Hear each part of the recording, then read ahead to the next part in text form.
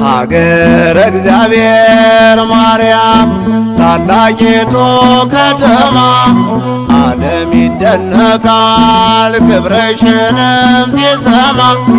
ታናሿ ሙሽራ ጌታን በመውለድሽ በወንጌል ተጽፏል ቅድስና ቅድስና ክብርሽ። ሀገረ እግዚአብሔር ማርያም ታላቂቱ ከተማ ዓለም ይደነቃል ክብርሽንም ሲሰማ። ታናሿ ሙሽራ ጌታን በመውለድሽ በወንጌል ተጽፏል ቅድስና ቅድስና ክብርሽ።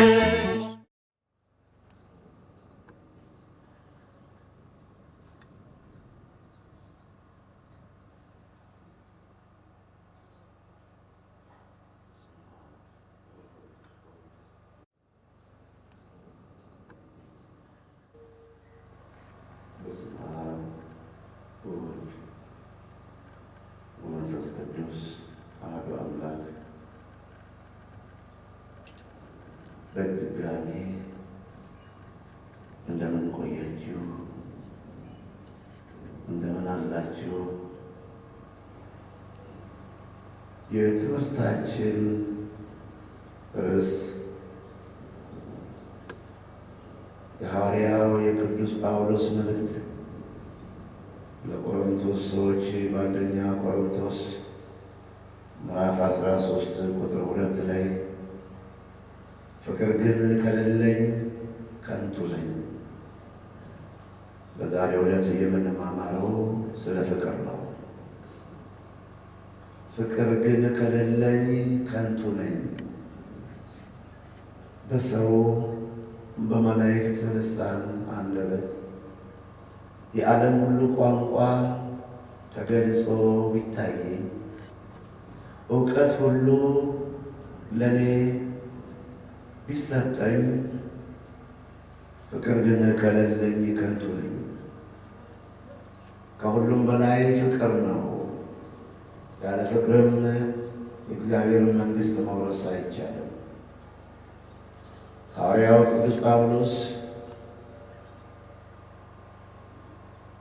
ሥጋዬን በእሳት እስከ ማቃጠል ብደርስ እንደ አናንያ እንደ አዛርያ እንደ ሚሳኤል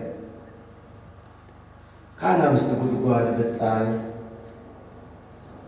አሁንም ሥጋዬ ወደ አጥንቴ እስኪጣበቅ ድረስ ብጾም ላቤም ወደ ደም እስኪለወጥ ድረስ ብሰግድ ፍቅር ግን ከሌለኝ ከንቱ ነኝ። በዓለም ዙሪያ ታናሽነቴን አይታችሁ ሳትተውኝ ሳትንቁኝ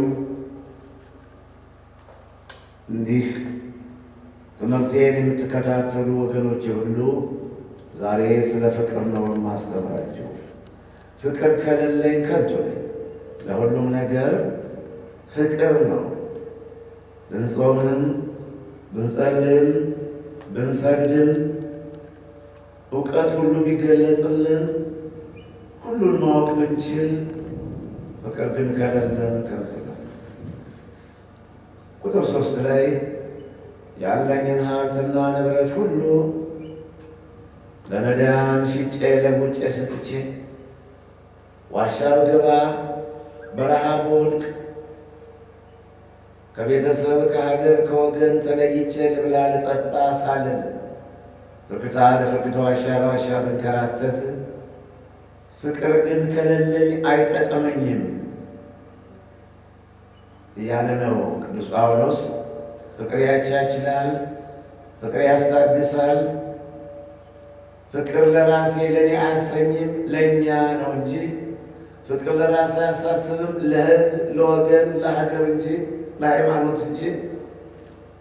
በፍቅር ትዕቢት የለም፣ በፍቅር ራስን መውደድ የለም፣ በፍቅር ለራስ መመኘት የለም፣ በፍቅር ራስን ማስቀደም የለም። ፍቅር ያቻችላል፣ ፍቅር ያስታግሳል፣ ፍቅር አያስታብይም። በፍቅር ትዕቢት የለም። ፍቅር ለልማት፣ ፍቅር ለእድገት፣ ፍቅር በዚህ ዓለም ለመኖር፣ ፍቅር ወደ ጽዮን ተራራ መንግሥተ ሰማያት ለመግባት ፍቅር ነው። መኃልየ መኃልይ ምዕራፍ 8 ቁጥር 6 ላይ ፍቅር እንደ ሞት የጸናች ናት፣ ቅናትም እንደ ሲኦል እንደ እግዚአብሔር ነበልባል የበረታች ናት። ሰው ያለውን ሁሉ ነገር ስለ ፍቅር ቢሰጥ ይንቁታል። ብዙ ውኆችም ፍቅርን አያሰጥሙ። ውቅያኖስ ባህር ፍቅርን አያሰጥሙ። ስለዚህ ፍቅር ያስታግሳል። ፍቅር ከሌለኝ ከንቱ ነኝ።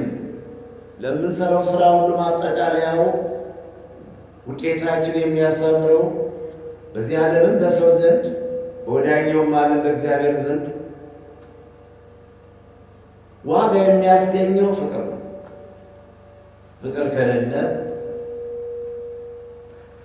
ያዕቆብ በመልእክቱ በምዕራፍ 3 ቁጥር 6፣ 7፣ 8፣ 9፣ 10 ላይ እንዲህ ይላል ሐዋርያው ያዕቆብ በአንድ ምንጭ መራራና ጣፋጭ ውሃ አይመነጭም፣ በለስም እንጂ ወይን አታፈራም። መራራ ከሆነ መራራ ነው፣ ጣፋጭ ከሆነም ጣፋጭ ነው። በመራራ ምንጭ ጣፋጭ ውሃ አይቀዳም። በአንደበታችንም እግዚአብሔርን የምናመሰግንበት ፈጣሪያችን የከፋን ያዘን የተከዝን የምንለምንበት ደስ ያለን የምናመሰግንበትን አንደበት የሰውን ልጆች ልንረግምበት፣ የሰውን ልጆች ልናሳዝንበት፣ የሰውን ልጆች ልናስለቅስበት አልተፈቀደም። በአንድ ምንጭ መራራና ጣፋጭ ውሃ አይቀዳም።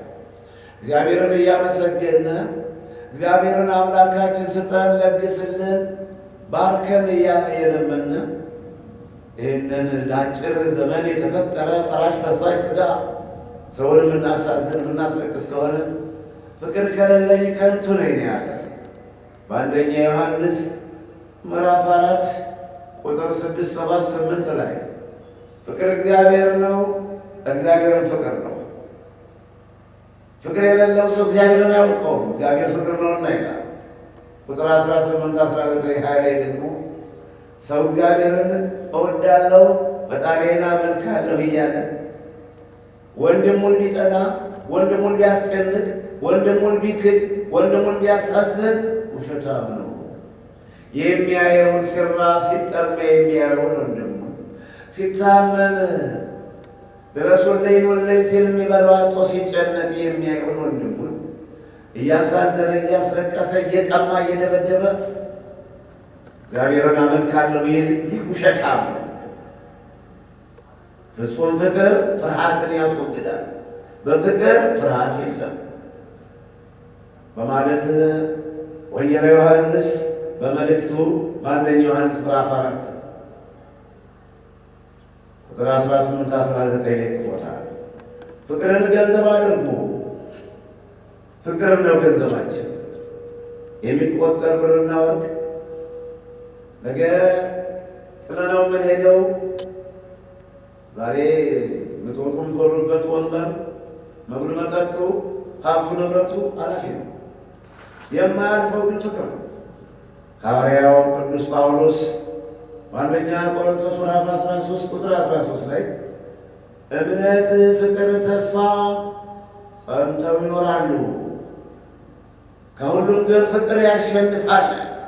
ለፍቅር ወደር የለው፣ ለፍቅር ጓደኛ የለው። ከሁሉም ፍቅር ነው የሚያሸንፈው። የምንሰራውን መልካም ስራ ሁሉ ውጤታማ የሚያደርግልን በእግዚአብሔር ዘንድ ዋጋ የሚያስገኝልን ፍቅር ነው። ያለ ፍቅር ተስፋ የለም። አሁንም የሐዋርያው የቅዱስ ጳውሎስ መልእክት ለሮማውያን ሰዎች በምዕራፍ 13 ቁጥር 9-10 ላይ ሐዋርያው ቅዱስ ጳውሎስ የሕግ ሁሉ ፍጻሜ ፍቅር ነው፣ አትግደል፣ አታመንዝር፣ አትስረቅ፣ በሐሰት አትመስክር፣ የወንድምህን ገንዘቡን፣ በሬውን፣ ላሙን፣ ሚስቱን ወይም ባሏን አትንኪ፣ አትንካ የተባለ ሁሉ ወንድምህን እንደ ራስህ ውደድ በሚለው ይጠቃለላል። መጠቅለያ ወንድምህን እንደ ራስህ ውደድ ነው። ወንድምህን አክብረው ነው። ወንድምህን አስብለት ነው። ይሄ ሁሉ ፍጻሜ ፍቅር ነው። ልብ አድርገህ ስማኝ ትውልድ ሆይ፣ ያለ ፍቅር ከንቱ ነው። ፍቅር የሌለው ሰው እግዚአብሔርን አያውቀውም። ፍቅር የሌለው ሰው እግዚአብሔር የለውም። ፍቅር የሌለው ሰው እግዚአብሔር አይደለም።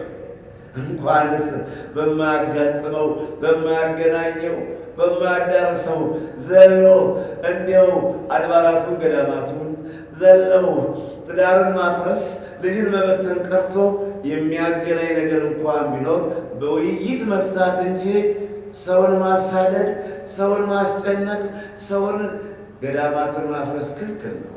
ይሄ ከእግዚአብሔር አይደለም፣ የእግዚአብሔርም አይደለም፣ የዲያብሎስና የሰራዊቱ ነው። በዮሐንስ ወንጌል ምዕራፍ 8 ቁጥር 44 ላይ እናንተስ እንደ አባታችሁ እንደ ዲያብሎስ ናችሁ፣ የዲያብሎስንም ሥራ ትሠራላችሁ፣ እርሱ ሐሰተኛ የሐሰት መገኛ ነውና ሐሰቱንም ከራሱ ያመነጨዋል። ሳይፈጥር ፈጥሬአለሁ፣ ሳይሠራ ሠርቻለሁ ይላልና የሠሩትን ይንቃል፣ የሚከበሩትን ያዋርዳል፣ ኃለኔ የለም ብሎ ራሱን የበላይ ለማድረግ ይሞክራል። አንተ የንጋት ልጅ አጥቢያ ኮከብ ሆይ ይለዋልና ኢሳይያስ ምዕራፍ 14 ቁጥር 12 ላይ። ስለዚህ ሰይጣን ራሱን ከፍ ከፍ ማድረግ ነው የሚወደው፣ ተከታዮቹ እንዲሁ ናቸው። ምንም ሳይሰሩ የሰሩትን መስራት አይደለም የሚያስጨንቃቸው፣ መስራት ብቻ አይደለም። ስራማ ምን ጊዜ የማይወዱም፣ ነገር ግን የተሰራ ማየትም እንዲህ አይነት የተሰራ ነገር ማየት የማይወዱም ሰነፎች ዲያብሎስና የግብር ልጆቹ የተሰራ መልካም ነገር ማየት አይወዱም። የመልካም ስራ ጠላቶች ናቸው። ጊዜ ከሰጣቸው፣ ቀኑ ካጋጠማቸው፣ እድሉ ከገጠማቸው መልካም ስራ ማየት አይወዱም። ስለማይወዱ ማፍረስ ይፈልጋሉ። እንደ ግራኝ እንደ ዮዲት መልካም ስራን ለማፍረስ ሰይጣን በክፉ ሰዎች ላይ ይምዘገዘጋል። ፍቅር ግን ከሌለኝ ከንቱ ነኝ። የሐዋርያው የቅዱስ ጳውሎስ መልእክት ነው። የሕግ ፍጻሜ ፍቅር ነው። ወንድምህን እንደ ራስህ ውደድ። ኦሪት ዘሌዋውያን ምዕራፍ 19 ቁጥር 18 ላይ ነው የሕዝብህን ልጅ አታሳዝን፣ ወይም የሕዝባችሁን ልጆች አታሳዝኑ፣ ቂምም አትያዙ፣ አትበቀሉ፣ በሰው ላይ ተንኮል አይኑራችሁ፣ ነገር ግን ወንድምህን ባልንጀራህን እንደ ራስህ ውደድ። ባልንጀራህን እንደ ራስህ ውደደው። ይርበኛል ትላለህ፣ ይርበዋል ብለህ አስብለት። ይበርደኛል ብለህ ስለ ልብስ ታስባለህ፣ ይበርደዋል ብለህ አስብለት።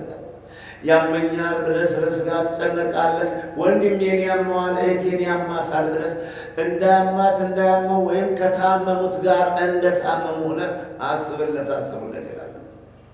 ክርስትና ማለት ይሄ ነው። እግዚአብሔር በመልኩ በምሳሌ የፈጠረው ሰው ክቡር ነበረ፣ ነገር ግን ክብር እንደሌለው እንደ እንስሳ ሆነ። ሰብእሰን ዘክቡር ውእቱ ኢያእመረ ይላል ነቢዩ ዳዊት በመዝሙር 48 ቁጥር 12 እንዲሁም ቁጥር መጨረሻ ላይ። ሰው ሲፈጠር ክቡር ነበረ፣ ክብሩን ባለማወቁ ክብሩን ባለመጠበቁ እንደ እንስሳት ሆነ በማለት ተጽፏልና እንግዲህ ተወዳጆች በዓለም ዙሪያ ትምህርቴን የምትከታተሉ ከአገልግሎቴ ጋር የምትገኙ ውድ የምወዳቸው ወገኖቼ ፍቅርን ያዙ፣ ፍቅርን ገንዘብ አድርጉ። ያለ ፍቅር ጽድቅ የለም። መንግሥተ ሰማያት መግቢያው ቁልፉ ፍቅር ነው። ወንድምን መውደድ፣ አባትና እናትን ማክበር ነው። ኦሪት ዘጸአት ምዕራፍ 20 ቁጥር 12 ላይ ልጅ ሆይ ዕድሜህ እንዲረዝም ሀብት እንዲሰፋ በረከት እንድታገኝ ይላልና። ኦሪት ዘዳግም ምዕራፍ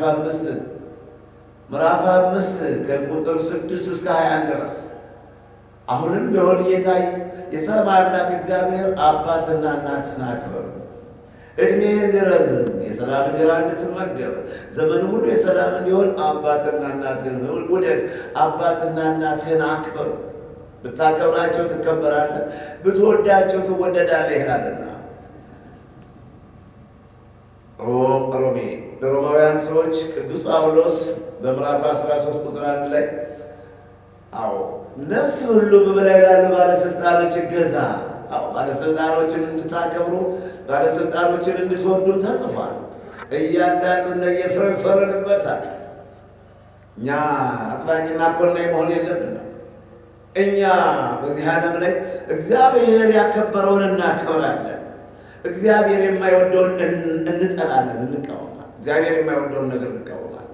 ይህ ማለት እግዚአብሔር እንወደዋለሁ እንጠላዋለሁ ማለት ሳይሆን እግዚአብሔር ባስቀመጠው ክብር ጠብቀን እንኖራለን። ስለዚህ ነፍስ ሁሉ እግዚአብሔር ያከበራቸውን እግዚአብሔር ቦታ የሰጣቸውን ሰዎች እናከብራለን። እርሱ ደግሞ እውነተኛ ፈራጅ አምላክ ነውና ክፉውን እንደ ክፋቱ ይፈርዳል፣ ለበጎው ደግሞ በጎ ነገር ያድላል። ስለዚህ እኛ የሚያስጨንቀን ምንድን ነው? እኛ ነፍስ ሁሉ በበላይ ላሉ ባለስልጣኖች ይገዛል። ይሄ ነው ስርዓታችን፣ ይሄ ነው ሕጉ። ፍቅር ነው ማለት ነው። ቢቻላችሁ ከሰው ሁሉ ጋር በሰላም ኑሩ ይላል ሮሜ ምዕራፍ 12 ቁጥር 18 ላይ ደስ ከሚለው ጋር ደስ ይበላችሁ፣ ከሚያለቅሰውም ጋር አልቅሱ። ተስማምቶ መኖር የሰላም ሰው መሆን። አሁን ሮሜ ምዕራፍ 12 ቁጥር 15 ላይ ደስ ከሚለው ጋር ደስ ይበላችሁ፣ ከሚያለቅሰው ጋር አልቅሱ። ተስማምቶ መኖር የሰላም ሰው መሆን። በዚህ ዓለም ከሰው ጋር ተግባብቶ ለመኖር፣ በወዲያኛው ዓለም ደግሞ የመንግስቱ ወራሽ ለመሆን እግዚአብሔር ፍቅር ነው። አምላካችን ፍቅር ነው። ያስተማረንም ሰርቶ ያሳየንም ፍቅር ነው። ስለ ፍቅር ነው የሰማይ አምላክ እግዚአብሔር ከሰማይ ሰማያት ወረደ፣ ከድንግል ማርያም የተወለደ አዳም በበደለ እሱ ክሶ በቀራንዮ በመስቀል ላይ ተሰቅሎ ደሙን አፍሶ ስጋውን ቆርሶ ወደ ቀድሞ ክብራችን የመለሰን ፍቅር ነው። እስከዚህ ድረስ እርሱ ወዶናል። ደግሞም የወደደን እኛ ወደነው አይደለም። አብዝቼ በጠራቸው አጥብቀው ከፊት የራቁ ተብሏል። ስለዚህ እንግዲህ ወገኖቼ ትውልድ ሆይ እናስተውል። ከጠበኞች ከክፎች ጋር አትተባበሩ፣ አመፀኞች ጋር አትተባበሩ፣ ከነገር ሰዎች ጋር አትተባበሩ። ይህ ዕጣ ፈንታችን አይደለም። እኛ ክርስቲያኖች የሰላም ሰዎች ነው። ወይም ደግሞ እኛ የአዳም ልጆች ደቂቀ አዳም ሁሉ የሰላም ሰዎች ነን። ጥለነው ለምን ሄደዋል? የኩንትራት ኑሮ የክራይ ቤት ነው ያለንበት። ዘላለም አንኖር። ዘላለም ቀርቶ 20 እና 30 ዓመት እንኳን የማንኖር ወይም በዚሁ በጥቂቱ ዕድሜያችን የአንድ ቀን እንኳን ደስታ የሌለን ሰዎች ነን። እንደተሰከሰን እንዳለቀስን እንዳዘን እንደ አባታችን እንዳዳም አዳም ሆይ ወዴት አለህ? የበለስ ቅጠል ለብሼ ፈርቻለሁ፣ ተንቀጥቅጫለሁ፣ ደንግጫለሁ፣ በቁጥቋጦ ተደብቄያለሁ። ዘፍጥረት ምዕራፍ 3 ቁጥር 9፣ 8፣ 10 ላይ አሁንም በፍርሃት ያለን ሰዎች ሁልጊዜ ፍርሃት ነው፣ ሁልጊዜ ድንጋጤ ነው፣ ሁልጊዜ መጨነቅ ነው፣ ሁልጊዜ ማዘን ነው፣ ሁልጊዜ ስለ በሽታው ነው የምንጨነቀው። ይርበናል፣ ይጠማናል፣ በሀሳብ ላይ ያለ ነው። ለምኑ ደስታ ነው ታዲያ? እንደ ውሻ የምንናከሰው፣ እንደ አውሬ የምንናከሰው? የዱር አራዊቶች እርስ በርሳቸው ተስማምተው ሲኖሩ፣ የአዳም ልጆች ግን ሰውን ሰው እየገደለው፣ ሰውን ሰው እየቆረጠው፣ እየመተረው ይገኛል። ይህ ስህተት ነው። ፍቅር ግን ከሌለኝ ከንቱ ነኝ ይላልና ሐዋርያው ቅዱስ ጳውሎስ። ከንቱ እንዳትሆኑ ሐዋርያው ቅዱስ ጳውሎስ እናንተ የቆሮንቶስ ሰዎች ሆይ ነው ያለ። እኔ ገንዘባችሁን አልፈልግም፣ ገንዘባችሁን አልወድም፣ የገንዘብ ሰው አይደለሁም። እናንተ ናችሁ ገንዘቤ። የምጨነቀው፣ የማስበው፣ የማዝነው በመዳናችሁ ደስ ይለኛል። በመታመማችሁ ታመማለሁ፣ ሲከፋችሁ ይከፋኛል። ስለዚህ የቆሮንቶስ ሰዎች ያለ ማስተማር ብቻ ሳይሆን በተግባር ያሳየው ሐዋርያው ቅዱስ ጳውሎስ እኔ በእናንተ ደስ ይለኛል፣ ገንዘቤም እናንተ ናችሁ። በሁለተኛ ቆሮንቶስ ምዕራፍ 12 ቁጥር 14 ላይ ገንዘቤ እናንተ ናችሁ። እናንተ የፊልጵስዩስ ሰዎች ሆይ አክሊሌና ክብሬ ናቸዋል። የፊልጵስዩስ ሰዎች ፍቅሩን ሊገልጽ አክሊሌና ክብሬ የምትሆኑ የፊልጵስዩስ ሰዎች ሆይ ናቸዋልና ፊልጵስዩስ ምዕራፍ 4 ቁጥር 1 ላይ ምዕራፍ 4 ቁጥር 4 ላይ እናንተ የፊልጵስዩስ ሰዎች ሆይ በእግዚአብሔር ደስ ይበላችሁ። ደግሜ እምላለሁ በእግዚአብሔር ደስ ይበላችሁ። ተፈሥሑ ጻድቃን በእግዚአብሔር ወለራታን ይደነው መዝሙር 32 ቁጥር 1 ላይ ጻድቃን ሆይ በእግዚአብሔር ደስ ይበላችሁ። በመብል አይደለም፣ በልብስ አይደለም፣ በሹመት አይደለም፣ በሚቆጠር ሳንቲም በወርቅና በብር በዕንቁና በአልማዝ አይደለም። እኛ ክርስቲያኖች ደስ የሚለን በጌታ ነው፣ በመድኃኔዓለም በኢየሱስ ክርስቶስ ነው። ደስታችን እርሱ ነው። መድኃኔዓለም ኢየሱስ ክርስቶስ ደስታችን የአምላክ እናት ድንግል ማርያም ናትና ደስ የሚለን በእግዚአብሔር እንጂ የመንፈስ ፍሬ ይላልና ገላትያ ምዕራፍ 5 ቁጥር 22 ላይ የመንፈስ ፍሬ ፍቅር፣ ደስታ፣ ሰላም፣ ትሕትና፣ ትዕግስት፣ ራስን መግዛት። የመንፈስ ፍሬ ደስታ ነው። የመንፈስ ፍሬ ፍቅር ነው። የመንፈስ ፍሬ ሰላም ነው። እንዴ መንገድ ስታችሁ አትሄዱ። አቅጣጫ ስታችሁ አትሄዱ። ያለ ፍቅር ጽድቅ የለም። ያለ ፍቅር ክርስትና የለም። ይህ ክርስትና በፍቅር ነው አለ፣ በተግባር ነው፣ መፋቀር ነው። ሰውን ሰው መንከስ፣ ሰውን ሰው ማሳደድ እግዚአብሔር አይወደው። ወንጌላዊ ማቴዎስ በወንጌለ መንግሥት እንደጻፈው በማቴዎስ ወንጌል ምዕራፍ 5 ከቁጥር 21፣ 22፣ 23 ላይ እንዲህ ይላል ወንጌላዊ ማቴዎስ ለቀደሙ ሰዎች አለ የቤተልሔም ሕፃን የቆሮንቶስ ባሕታዊ የግብፁ ስደተኛ ኢየሱስ ክርስቶስ ለቀደሙ ሰዎች አትግደል ተብሎ ተጽፏል። እኔ ግን እላችኋለሁ ወንድሙን ድሃ፣ ችጋራም፣ ስደተኛ፣ ከርታታ፣ ዕድለ ቢስ ብሎ የሰደበ በሸንጎ ይፈረድበታል። ወንድሙን ዕውር፣ ቆማጣ፣ አንካሳ ብሎ የሰደበ በገሃነም ይፈረድበታል።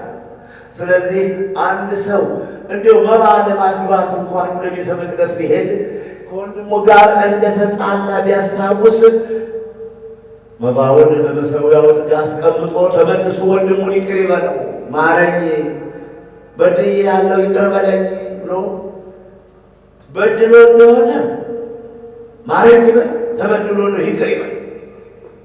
እንዲህ ነው እግዚአብሔር መባውን የሚቀበለው፣ ስዕለቱን የሚቀበለው፣ አገልግሎቱን ጸሎቱን የሚቀበለው እግዚአብሔር በይቅርታ ነው። ቂም ይዞ ጸሎት፣ ሕፃን ይዞ ስርቆት ይላሉ አባቶች። ስለዚህ ፍቅር ግን ከሌለኝ ከንቱ ነኝ። እንደሚሿሿ ጸናጽል እንደሚጮህ ከበሮ ማለት ነው። ፍቅር ከሌለኝ ነው ያለ ሐዋርያው ጳውሎስ። ፍቅር ነው ዋናው። ፍቅር ያቻችላል፣ ፍቅር ያስታግሳል። ፍቅር እኮ ካለ በረቱን ጠባቂ ያስፈልገውን በረት ሁሉ ክፍት ያባል። ወንድሙን ወንድሙ አይሰርቀውም። አትስረቅ የሚለው ነገር ያው ነውና ያው እኮ ሕጉ አትስረቅ፣ አትግደል፣ አታመንዝር፣ በሐሰት አትመስክር፣ ወንድምህን ገንዘቡን ሀብቱን አትንካ። ምንጊዜም ፍቅር ነው እኮ የመጀመሪያው። የእግዚአብሔር አምላካችሁ ነኝ፣ ከእኔ በቀር ሌላ አምላክ አታምልኩ። ማርቆስ ምዕራፍ 12 ቁጥር 29 እና 30 ላይ ወንጌላዊ ማርቆስ በወንጌለ መንግሥት እንደጻፈው አንድ ሕግ አዋቂ ከሕግ ሁሉ የትኛይቱ መጀመሪያ ናት እያለ ይጠይቅ ነበር። እነሆ እግዚአብሔር አምላክህን በፍጹም ነፍስህ፣ በፍጹም ኃይልህ፣ በፍጹም ጉልበትህ፣ በፍጹም ሐሳብህ ውደድ። የመጀመሪያዋና ዋነኛይቱ ከላይ በሰማይ ከታች በምድር ከምድርም ውስጥ በባህር ባሉ በፍጥረታት አትመን። እኔ እግዚአብሔር አምላክ ነኝ፣ ከግብፅ ባርነት ከፈርዖን አገዛዝ ያወጣው እግዚአብሔር አምላክን በፍጹም ነፍስ ውደድ። መጨረሻዋ መጠቅለያዋ ወንድምህን እንደ ራስህ ውደድ። ወንድምህን ባልንጀራህን እንደ ራስህ ውደድ። ጓደኛህን ጓደኛሽን እንደ ራስህ ውደድ። ጓደኛችሁን እንደ ራሳችሁ ውደድ ማለት እንግዲህ ፍቅር ይመስላል ወገኖቼ። እንደው ዝም ብለን እባካችሁ የስልጣኔ ዘመን እንጃ እኛስ በዚህ መጠን አለንና መቼም የትላንቱ ትርፍራፊ ደርሶን ከቅዱሳን አባቶቻችን ከብፁዓን አባቶቻችን ከሽማግሌዎች ከክቡራን አባቶቻችን ከሊቃውንቱ ከዕድሜ ሰዎች ተመክረን ተመርቀን ቃላቸውን ሰምተን እኛስ በዚህ መጠን አለ። ተተኪው ትውልድ ምን ያጋጥመው ይሆን? በዚህ ከቀጠለ በዚህ ከሄደ ጉዳይ እንዴት ነው መጪው ትውልድ የተወለዱት ሕፃናት በክፍልና በጀርባ ያሉት እንዲሁም ደግሞ ገና የሚወለዱት ምን ይሆኑ ዕጣ ፈንታቸው? ሰው እየከፋ ሄደ። አላበጀንም በሉ፣ ጥሩ አይደለንም፣ ተሳስተናል በሉ። ንስሐ መግባት ነው። ምንድነው ሰውን ማሳደድ? ምንድነው የሰው ትዳር በድግምት ማፍረስ? ምንድነው ሰውን ከስልጣኑ በድግምት ጨርቁን ልብሱን ጥሎ እንዲሄድ ማድረግ? በየጸበሉ እንዲንከራተት ማድረግ? ከምን የመጣ ነው? እግዚአብሔር አይወደውም። የእግዚአብሔር ስራ አይደለም፣ የሰይጣን ስራ ነው። ነገ ጥለነው ለምንሄደው ዓለም በዱላ በካራ በጥይት ሰውን መግደል፣ የሰውን ደም ማፍሰስ፣ ደሙን የሚያፈስ ደሙ ይፍሰስ ይላልና መጽሐፍ ቅዱስ። ደምን የሚያፈስ ሰው ደሙ ይፍሰስ ይላል። ዘፍጥረት ምዕራፍ 9 ምዕራፍ 19 ዘፍጥረት ምዕራፍ 9 ቁጥር 6 ላይ ደምን የሚያፈስ ደሙ ይፍሰስ ይላል። ስለዚህ ተወዳጆች በዓለም ዙሪያ ትምህርቴን የምትከታተሉ ስለ ፍቅር ነው የማስተምራችሁ። ፍቅር አስፈላጊ ነው። ፍቅር ገንዘባችን ነው።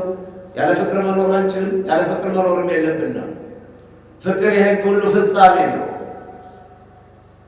ግዴታ የሰው ልጅ ሰውን ሰው ማክበር፣ ሰውን ሰው መውደድ፣ ለሰው ክብር መስጠት፣ የሰው መብት መጠበቅ አለበት። ብዙ ከመማር ዲግሪና ዲፕሎማ ማስተሬትና ዶክትሬቱን ከመሰብሰብ ያ እንዳለ ሆኖ አይከለከልም። መማር እውቀት መጨመር ጥሩ ነው። ነገር ግን በተማሩት መጠቀም ነው።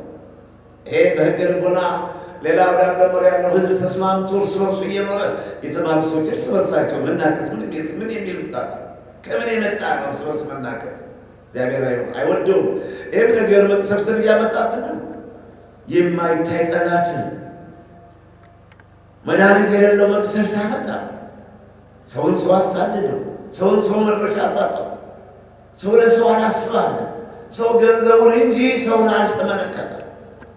በአሁኑ ሰዓት ገንዘብ የተወደደበት ሰው የጠናቀበት ሰው የተጻፈው ግን ያልነበረ ነው። በማቴዎስ ወንጌል ምዕራፍ 23 ምዕራፍ 18 ከቁጥር 22 እስከ መጨረሻው ድረስ ወንጌላዊ ማቴዎስ ቅዱስ ጴጥሮስ ጌታችን መድኃኒታችን ኢየሱስ ክርስቶስን ጌታ ሆይ ወንድሜ ቢበድለኝ ስንት ጊዜ ይቅር ልበለው? 7 ጊዜ አለው። አይደለም 7 ጊዜ ብቻ አይደለም፣ 7 ጊዜ 70 ይቅር በለው። 7 ጊዜ 70 490 አካባቢ ነው። 7 ጊዜ 70 እንግዲህ በአጠቃላይ ቂም የሚባል የለም ማለት ነው። መታገስ ነው። ተቆጡ፣ ኃጢአት አታድርጉ፣ ይቅር በሉ። ኃጢአት አታድርጉ፣ ይቅር በሉ፣ ወዲያውኑ ይቅር በሉ ይላል መዝሙር 4 ቁጥር 4 ላይ። ቅዱስ ጳውሎስ ለኤፌሶን ሰዎች በጻፈው መልእክቱ ኤፌሶን ምዕራፍ 4 ቁጥር 26 ላይ ተቆጡ፣ ኃጢአት አታድርጉ፣ ለቁጣችሁ ፀሐይ አይግባ፣ ፀሐይ ሳይገባ ይቅር ተባባሉ። ይቅር በእንተ እግዚአብሔር፣ ይቅር ስለ እግዚአብሔር፣ ይቅር ስለ ድንግል ማርያም፣ ይቅር ስለ እግዚአብሔር ተባባሉ። ለቁጣችሁ ፀሐይ መግባት የለበትም። ዛሬ ተጣልታችሁ ከሆነ ዛሬውኑ ይቅር በሉ። ይሄ ነው የተጻፈው።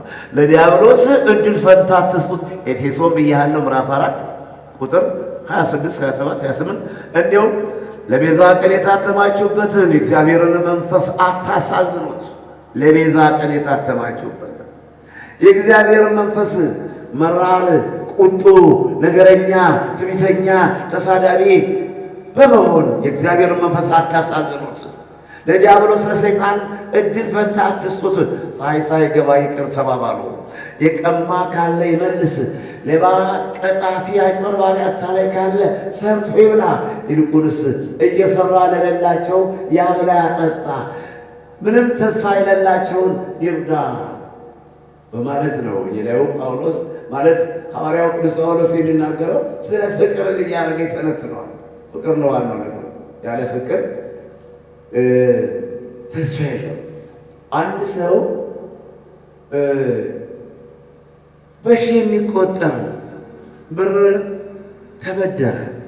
አበዳሪው ችግሩን አይቶ ድህነቱን ተመልክቶ ምሬሃለሁ፣ ይቅር ብዬሃለሁ፣ ከአንተ ገንዘብ አልቀበልም ብሎ ዕዳውን በነፃ ለቀቀው።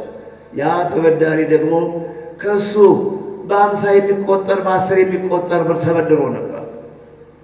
ያንን እልፍ ብንለው ይሄኛውን 150 ብለን እንገምተዋለን።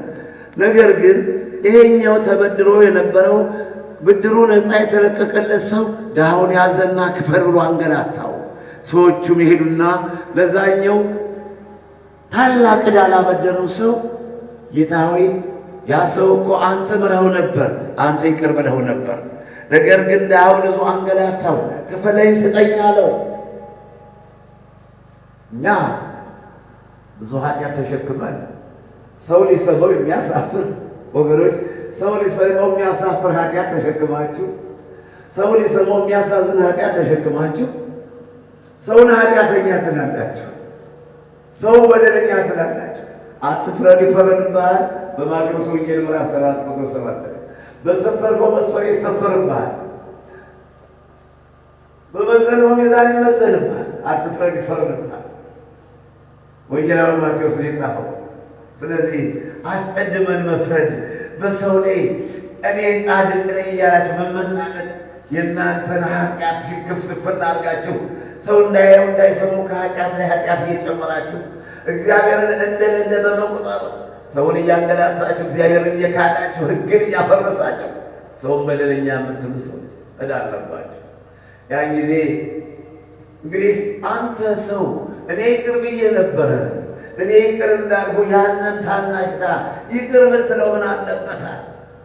እንደገና ጥርስ ማፋጨትና ጨለማ ወዳለበት ረግረግ ጥሎታልና። አዎ ይቅርታ ጠያቂ ነን። ጌታ ሆይ የሰማይ አባታችን በደላችን ይቅር በለን እንላለን። እኛም የበደሉንም ይቅር እንዳልነ ወይም እንደምንል እኛም የበደሉን ሰዎች ይቅር እንደምንል ይቅር ብለናል፣ ይቅር እንላለን። አንተም ይቅር በለን። በማቴዎስ ወንጌል ምዕራፍ 6 ከቁጥር 9 ላይ አሁንም በደላችን ይቅር በለን ጌታ ሆይ የድንግል ኢየሱስ ክርስቶስ እኛም የበደሉንን ይቅር እንደምንል ይቅር እንላለን። እኛም የበደሉንን ሰዎች ሁሉ ይቅር ብለናል። አንተ ይቅር በለን። አንተ ማለት ጸሎት ማለት ይሄ ነው። ቂም ይዛችሁ ይቅር በለኝ ብትሉት፣ እናንተ በሰው ላይ ክፉ እያሰባችሁ ማረኝ ብትሉት ከሕጋችን ከመጽሐፍ ቅዱስ የለም። ይቅር ማለት ነው። ምሕረት ለማግኘት መሐሪ መሆን ያስፈልጋል። ይቅርታ ለማግኘት ይቅር ባይ መሆን ያስፈልጋል። ቸርነት ለማግኘት ቸር መሆን ያስፈልጋል።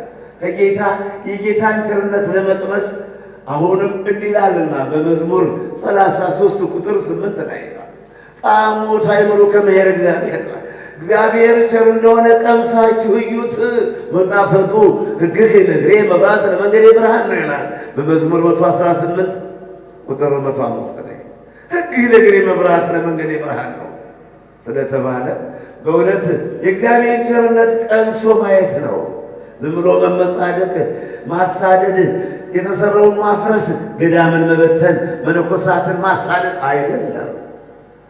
ይሄ በ21ኛው ክፍለ ዘመን እንደ ድሮ እንዲያው በስርዓት አልባነት እንዳለፈው ዘመን መሆን የለበትም። ምናልባት መስሎ የሚታያችሁ ካለ ብዙ ተመልካች አለ። ብዙ ለሃይማኖቱ የሚቆረቆር፣ ብዙ ሀገሩን የሚወድ፣ ብዙ ለሕዝቡ የሚያስብ፣ ለሕዝቡ ራሱን አሳልፎ የሚሰጥ ሞልቷል። እግዚአብሔር ሰው አለ። ይህ እንዲያው ዝም ብሎ አይደለምና እንዲያው በፍላጎታችሁ አትነዱ። መስመሩን የያዙት ወደ ጽዮን ተራራ አብረን እንዝለቅ እንጓዝ። ልቅስ ጽድቅን እንፈጽም ብንበለው ሳናጣ የሚለበስ ሳይጠፋ በዚህ ዘመን ብዙ እኮ በሰው ትከሻ የሚቀማጠላለ ስራን ነክቶ የሚያውቅ ታዲያ ተቀምጦ መብላት በሰው ትከሻ መቀማጠል ደግሞ ኃጢአትን የሚያመጣ ሰው ካልሰራ ሰው ስለ ስራ ካላሰበ በሰው ላይ ነው የሚረማመደው፣ በሰው ትዳር ነው የሚገባው። ስለ ስራ ስናስብ ነው። ስራ ከኃጢአት የሰው ልጆች ኃጢአት ይገታል። ስራ ሰው በሌላውም ስለ ስራ ያስባል። ቀኑንም በስራ ይውላል፣ ሌሊትም ስለ ስራ ያስባል። የሚያማበት፣ የሚጠላበት፣ የሚተችበት በሰው ትዳር በሰው ስራ የሚገባበት ጊዜ ነው። ሰነፎች ግን ስራ የላቸውም። ሌሊትም ተኝተው በሰው ትዳር፣ ቀንም ቁጭ ብለው የሰውን ሀብት ነው ሲቆጥሩ የሚውሉት። የሌለውን ብሎ ይሄን ያህል ብር አለ፣ ባለቤቱ የማያውቀውን ብር ቆጣሪ ብሎ ይሄን ያህል ብር አለ ሲሉ፣ ይሄን ያህል ቤት አለው ሲሉ፣ ይሄን ያህል መኪና አለ ሲሉ፣ እድል ፈንታቸው ይሄን ያወሰዱ ልጆች። ስራ ጥሩ ነው ወገኖች፣ ስራ ጥሩ ነው። የሚሰራ ሰው በሰው ጣጣ አይገባም። ስለዚህ ፍቅር ግን ከሌለኝ ከንቱ ነኝ። እንደሚሸዋሸዋ ጽናጽን እንደሚመታ ከበሮ ነኝ። ፍቅር ከሌለኝ ፍቅር ያቻችላል፣ ፍቅር ያስታግሳል። ፍቅር ለግሌ ለራሴ አሰኝም። ለሕዝባችን፣ ለወገናችን፣ ለሀገራችን፣ ለሃይማኖታችን፣ ለታመመው፣ ለወደቀው፣ ለታሰረው፣ ለተራበው ነው ፍቅር የሚያስገኝ። ፍቅር የተራበውን ነው የሚያሳስብ። ፍቅር የታሰሩትን ነው እንድናለቅስ የሚያደርግ ፍቅር ይሄ ነው። የፍቅርን ውለታ እዩት፣ የፍቅርን ጥቅም እዩት። ፍቅር ለልማት ይጠቅማል። ሀገር ለማሳደግ ሀገር ለማልማት ፍቅር ይጠቅማል። እንዲያው ለነፍስ ብቻ አይደለም። ሁልጊዜ የተፋቀሩ ቤተክርስቲያን የቤተክርስቲያን አማጅ ነው። ቤተክርስቲያን የሚነገር የሚፈጽሙትም የማይፈጽሙትም በመድረኩ ላይ ይሰብኩታል፣ ያስፈርሙታል። ስለ ፍቅር ይሰበካል። ታዲያውንም በየትኛውም ቃል ይሰበክ ፍቅር ትክክለኛ ስርዓት ነው። ፍቅር የሕግ ሁሉ ፍጻሜ ነው። ማንኛውን መልካም ስራችን የሚያጠቃልለው ፍቅር ነው። ባልንጀራህን እንደራስህ ውደድ፣ ወንድምህን እንደራስህ ውደድ የሚለው ስለሆነ እርስ በርሳችን መዋደድ መፋቀር አለብን። በአንደኛ ሳሙኤል ምዕራፍ 18 ቁጥር 2 እና 3 4 ላይ ዮናታን ዳዊትን እንደ ነፍስ ወደደው፣ የዮናታን ነፍስ በዳዊት ነፍስ ታሰረች ይላልና እውነተኛ ፍቅር ነው። የሳኦል ልጅ ዮናታን ዳዊትን ወደደው። ወደ አድን ገሎ ሲመጣ ጠላቱን ሲያሸንፍለት ዳሩ ሲያስከብርለት ዮናታን ወደደው። ካባውን አውልቆ አለበሰው፣ ሰይፉን ሰጠው፣ ጦሩን ሰጠው። የዮናታን ነፍስ በዳዊት ነፍስ ታሰረች። እውነተኛ ፍቅር ይሄ ነው። መለባለም እንደ ይሁዳ እያሳለፉ መስጠት አይደለም። በሉቃስ ወንጌል ምዕራፍ 22 ቁጥር 28 ላይ አንተ ይሁዳ እንዴት የሰው ልጅ በመሳም አሳልፈህ ትሰጣለህ? ተብሏል። የሰው ልጅ የለመለመው በሽንገላ ከንፈር ወደድኩ አይደለም። እውነተኛ ፍቅር እንዲህ ነውና ካባውን ሰጠው፣ ጎራዴውን ሰይፉን ሰጠው፣ ጦሩን ሰጠው። እውነተኛ ፍቅር ነው። ስለዚህ ነበር እንግዲህ እውነተኛ ፍቅር። ሌላው በአንደኛ ሳሙኤል ምዕራፍ 24 ከቁጥር 4-5 ላይ ሳኦል ዳዊትን ያሳድደው ነበር። ዳዊት ተገደለ፣ ሳኦል ግን ሺህ ገደለ እያሉ የዳዊትን ክብር ከፍ አድርገው ጎልያድን ስለገደለላቸው፣ ፍልስጤማውያንን ስለጨፈጨፈላቸው፣ ሳኦልን ደግሞ ዝቅ አድርገው የእስራኤልን አገሮች ስለጠሩ ሳኦል ዳዊትን በምቀኝነት ተመለከተው ይላልና አሁንም በአንደኛ ሳሙኤል ምዕራፍ 18 ቁጥር 6 እና 7 ላይ ተመቅኝቶ በጠላትነት አየው። ያን ጊዜ ሳኦል ክተት ሰራዊት ምታ ነጋሪት ብሎ ዳዊትን ለመፈለግ ዳዊት በረሃ ዋሻ ገብቷልና እነሱ የከፋቸው እነሱ ያዘኑ እንደሱ የሀገር ፍቅር ያላቸው አብረው ወጣው ነበር። ዳዊት ታዲያ በእንዲህ አይነት ዋሻ አለ ተብሎ ሳኦል ዳዊትን ሲፈልገው ዳዊት ዋሻ ውስጥ ነበረ። ሳኦል ወገቡን ለመፈተን ወደ ዋሻው ገባ ይላል መጽሐፍ ቅዱስ። ያን ጊዜ ዳዊት ቀስ ብሎ ወጣና ከዋሻው ሳኦል እንደተቀመጠ መጠምጠሚያውን የለበሰውን መሐረሙን በስለት ቆርጦ ተመልሶ ወደ ዋሻው ገባ።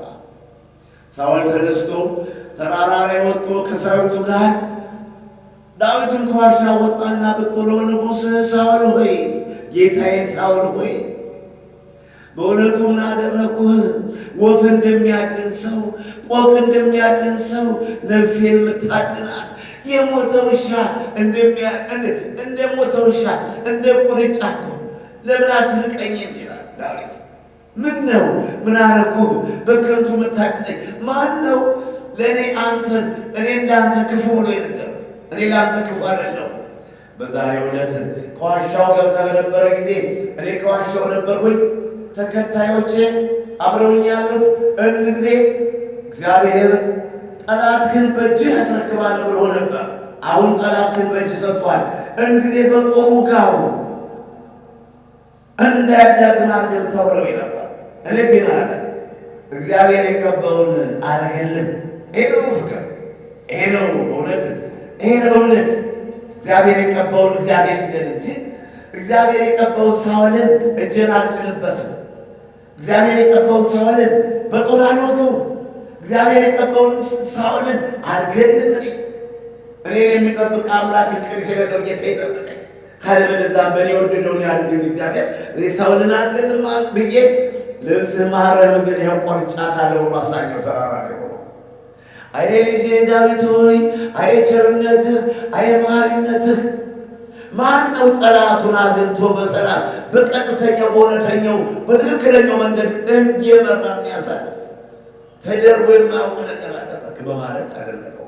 አሁንም በአንደኛ ሳሙኤል ምዕራፍ 26 ከቁጥር 9 ላይ ሳኦል አሁንም ዳዊትን መፈለግ ምንም እንዲያብሎ ያዘነ የተከዘ የተጨነቀ ያለቀሰ መስሎ ያናገረው፣ ነገር ግን በቅናት ተነስቶበታልና በቅናት የተነሳ መንፈስ እርቅ የለውምና በቅናት የተነሳ ጥላቻ ይቅርታም የለውምና አሁንም ዳዊትን ፍለጋ ሰራዊት ከተቶ ሄደ።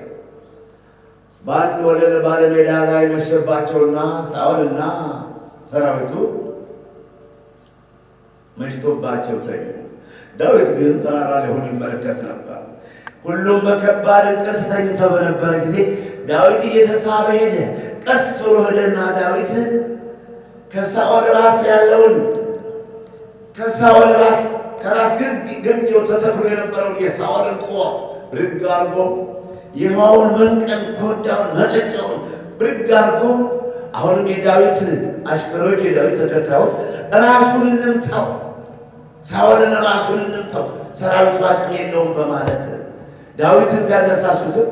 የዳዊት መልስ ግን ልበ አምላክ ዳዊት ይቅር ባይ ዳዊት ሲቻለው የሚምር ማድረግ እየቻለ የማይፈልግ በእግዚአብሔር ኃይል የሚጠቀም እንግዳ መገደል ያለበትን ጎልያድንማ በወንጭፍ ነው። እንኳን ጦር አግኝቶ እንኳን ሰይፍ አግኝቶ እንኳን ጎራዴ አግኝቶ እንኳን ሰራዊት ተከትሎት ብቻውን የእስራኤልን ጠላት የእግዚአብሔርን ጠላት ጎልያድንማ በወንጭፍ ድንጋይ ነው ግንባሩን መትቶ የገደለው። ነገር ግን ሳኦልን የእስራኤል መሪ ነው። ሳኦልን እግዚአብሔር ቀብቶታል። በነቢዩ በሳሙኤል ላይ ያለው በአንደኛ ሳሙኤል ምዕራፍ 9 ቁጥር 10 15 እስከ 27 ሳኦልን ቀብቶታል እግዚአብሔር በሳሙኤል ላይ ያለው። እኔ እግዚአብሔር የቀባውን አልነካም። አሁን እኮ በእምነትማ ቢኖረው ሰው ልጅ ሁሉ ቤተ ክርስቲያንን መጣላት ገዳማትን አፍርስ ማለት ከእግዚአብሔር ጋር መጣላት፣ መነኮሳትን መጣላት ከእግዚአብሔር ጋር። እንግዲህ እምነት ካለው ሰው የሚታሰብ ጉዳይ፣ እምነት ለሌለው ሰው የሚነግሩት እግዚአብሔርን ሳያውቅ ስለ እግዚአብሔር ብናወራው ምን ይገባል? ይሄ እንብላ እንጠጣ ነገ እንሞታለን የሚል ትውልድ ስለ እግዚአብሔር ብናወራው መች ገባውና። እንግዳ እግዚአብሔር የፈጠረውን እግዚአብሔር ያከበረውን እግዚአብሔር የወደደውን እንኳን ሰው ትንኝን እንኳን ከመፍጠር አልተዋትምና ከመፍጠር ለይቶ አልተዋትም። ማክበር አለብን ትንኝን። ጻድቅ ሰው ለእንስሳትም ነፍስ ይራራል ተብሎ ተጽፏል። መጽሐፈ ምሳሌ ምዕራፍ 12 ቁጥር 10 ሰውን ማክበር አለብን። ተፈጥሮዎችን ማክበር አለብን። መልክዓ ምድሩን ማክበር አለብን። የቤት እንስሳትን የዱር አራዊትን ሁሉ ተጠንቅቀን መያዝ አለብን። ግደለው፣ ምተው፣ ጨፍጭፈው፣ ደኑን መንጥረው ክልክል ነው። ደኑም እንጂ ለምድሯ ውበት ነው። ያላገባብ ልንቆርጠው ልንመነጥረው አይደለም፣ ልንተክል ነው፣ ልናለማ ነው። በይቻለም ነው የተፈጠረው። ስለዚህ እኔ እግዚአብሔር የቀባውን አልገልም ማለት ጦሩንና መንቀሙ ወይም ደግሞ ኮዳውን ይዞ ሄደ። ተራራ ላይ ወጣ። ንጉሡ ሳኦል ሆይ አለ ሲነጋጋ ቦክስ ሲቀድሞ ቀጥ ሲል ንጉሥ ሳኦል ሆይ እንደው አሽከሮችህ ተከታዮችህ በዙሪያ የተኙት ነፍስህን ማዳን የማይችሉ ለምንድን ነው? ሁሉም ተኝተው በከባድ እንቅልፍ ላይ ወድቀው ሳለ መጣሁና ጦሩን ከራስጌ የነበረችውን ጦር ነቅዬ ወሰድኩቻት። ያንተ ጦር የውሃ መጠጫ ኮዳም ይሆና አሽከሮች አላዳኑም፣ በዙሪያ የተኙት አላወጡህም። ነገር ግን እኔ እግዚአብሔር የቀባውን አልገልም ብዬ ተከታዮች እንኳ ቢያነሳሱኝ እንበለው እንግደለው ቢሉ አላደርግም ብዬ ትቻለሁ። ይሄ ነው ክርስትና፣ ይሄ ነው እምነት፣ ይሄ ነው እግዚአብሔርን ማክበር፣ ይሄ ነው ሕገ እግዚአብሔር። እንዲያው ዝም ብሎ በለው እንዲያው በማያገባው ገብቶ በለው እናፍርሰው፣ የተሰራውን እናፍርሰው፣ እናውድመው፣ እንበትነው የተሰበሰበው ከእግዚአብሔር ጋር ነው ጥላቸው ምላሹ። ፍርድም ከእግዚአብሔር እንጠብቃለን። ፍርድ ከሰማይ አምላክ እግዚአብሔር እንጠብቃለን። የአምር እግዚአብሔር ገቢረ ፊት ይላል። እግዚአብሔር እውነትን በመፍረድ የታወቀ ነው፣ አይጠራጠርም። አምላካችን እውነትን በመፍረድ የታወቀ ነው። በመዝሙር 9 ቁጥር 16 ላይ እግዚአብሔር እውነተኛ ፈራጅ ነው። እግዚአብሔር የሰው ፊት አይቶ አያዳላም፣ እውነተኛ ፈራጅ ነው። ስለዚህ እንግዲህ የምትመለሱ ክፉ ሰዎች ካላችሁ ትመለሱ፣ መልካም ነው። ካለበለዚያ ግን ሌሎቹ አትተባበሩ፣ ከክፉ ሰው ጋር አትተባበሩ። ፍቅር የሌለው ሰው እግዚአብሔር የለውም። ፍቅር የሌለው ሰው ምሕረት የለውም። ይህ ሰውን እያሳደደ እግዚአብሔር የሚለው ውሸት ነው፣ ማታለያ ነው። እኛ ያለ ቅዱስ ጳውሎስ በሁለተኛ ቆሮንቶስ ምዕራፍ 2 ቁጥር 17 ላይ እንደ ብዙዎች የእግዚአብሔርን ቃል ቀላቅለው እንደሚሸቅጡት እንደ ብዙዎች አይደለንም፣ ነገር ግን ከእግዚአብሔር እንደተላክነ በእግዚአብሔር ፊት እናስተምራለን፣ እንመሰክራለን። ስለ ኢየሱስ ክርስቶስ እውነተኛዋን ሕገ ወንጌል እናስተምራለን። እንደ ብዙዎች የእግዚአብሔርን ቃል ቀላቅለው እንደሚሸቅጡት አይደለንም። ሁለተኛ ቆሮንቶስ ምዕራፍ 2 ቁጥር 17 ላይ የሐዋርያው ቅዱስ ጳውሎስ መልእክት ነው። እኛ በቆም ምንነግድ፣ እኛ በመስቀል ምንሸቅጥ አይደለንም።